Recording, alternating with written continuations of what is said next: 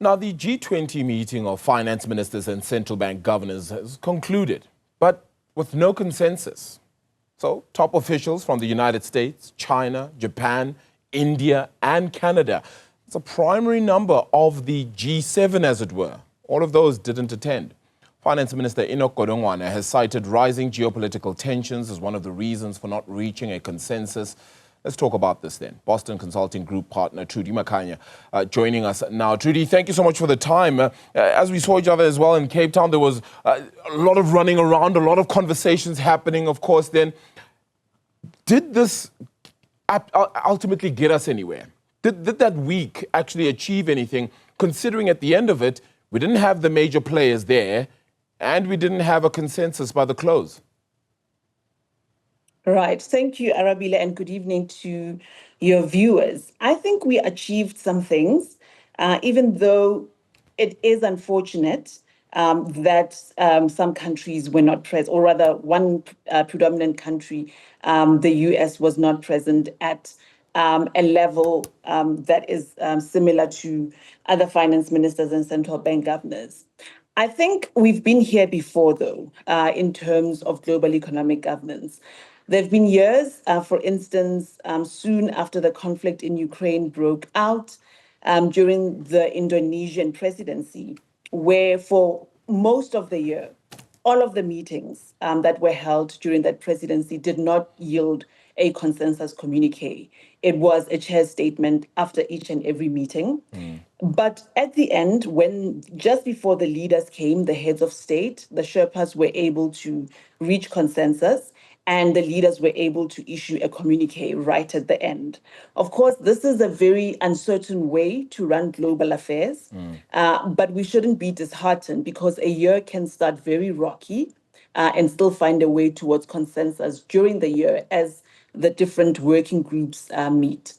Of course, when I saw you at Cape Town, I was actually on the B20 side. Yeah. With the launch of the B20. And I think this might be a vehicle that the global community could lean more on to advance certain matters of global economic importance. I often find that on the B20 side, there is pragmatism. This was the launch with the themes being outlined. And if you heard, from all the representatives present, including the head of the World Economic Forum, core CEOs who are engaged in this, there was a willingness to still forge with consensus, despite what is happening on the G side. So the two things I would say is that we shouldn't despair on the G20 side because it's still very early in the game. And secondly, we should leverage on the dialogue partners to ensure that we still have a compelling year where there are pragmatic initiatives that can actually come from other elements of this G20 constellation, notably the B20. All right.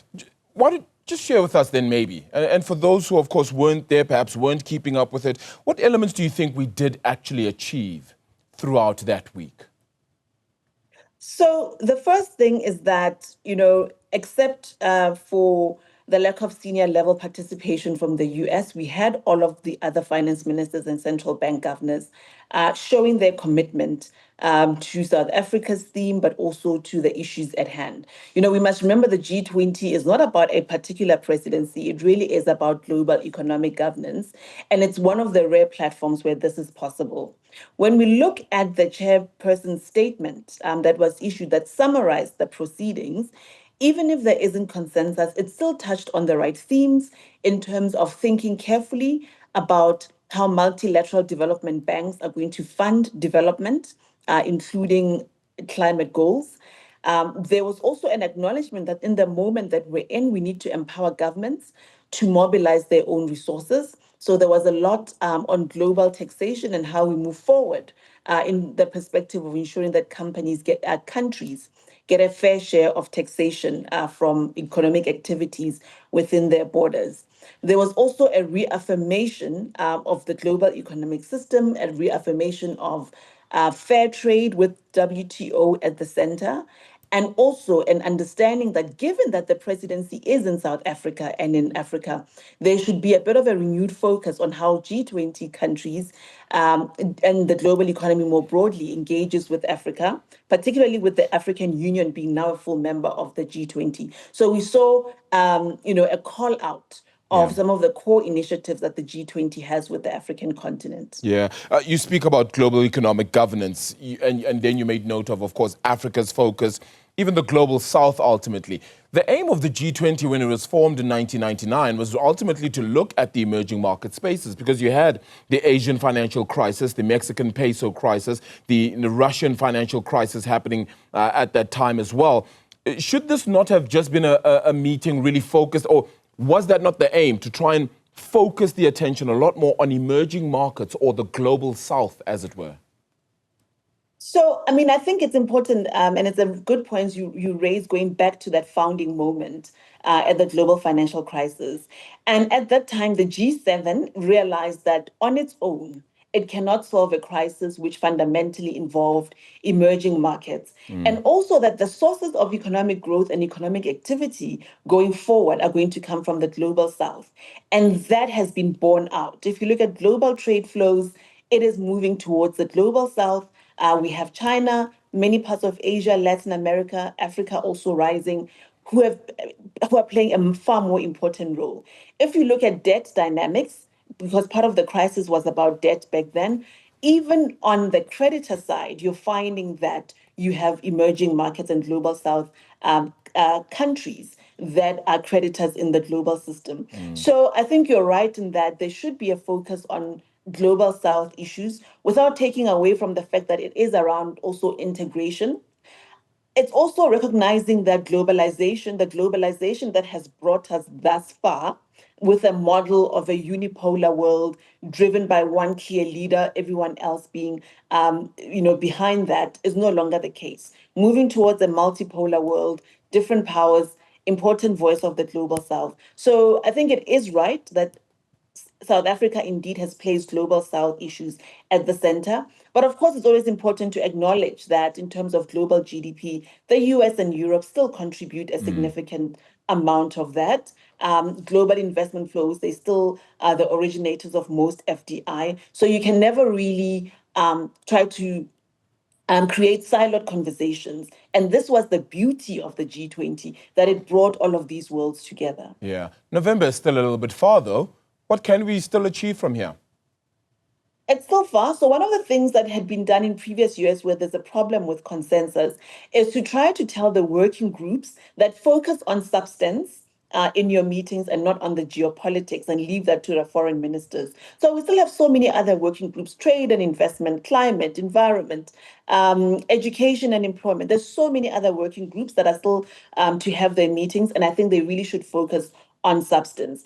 Another thing that was kept alive by previous presidencies is to continuously have bilaterals and engagement with countries that are finding it difficult to come to the table. So it is a body that needs all of its 19 countries plus 2 regional organizations. And so, we can never tire in terms, or the presidency can never tire in really trying very hard to bring those together.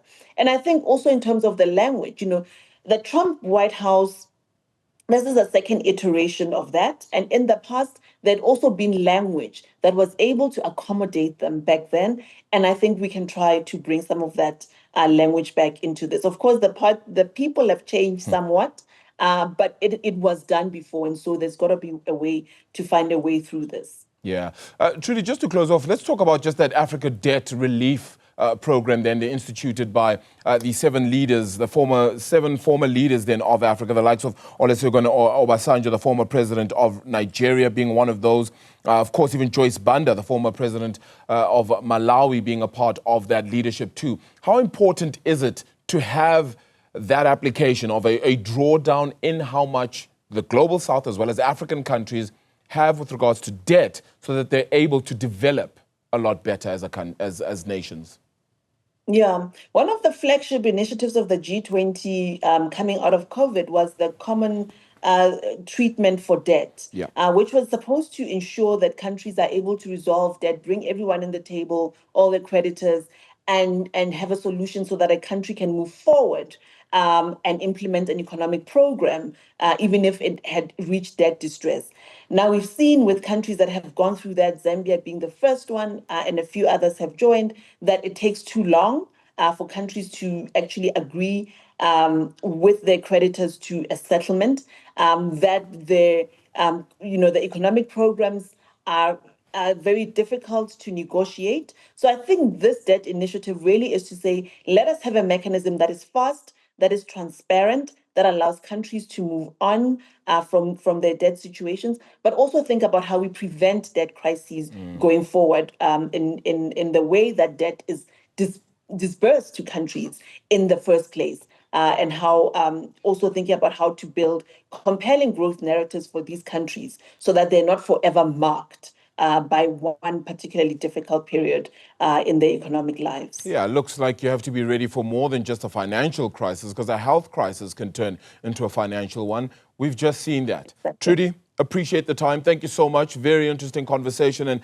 the year's still long, as we made note of, and there's so many other elements, so many other track meetings to unpack when it comes to the G20 as well. So appreciate your time there.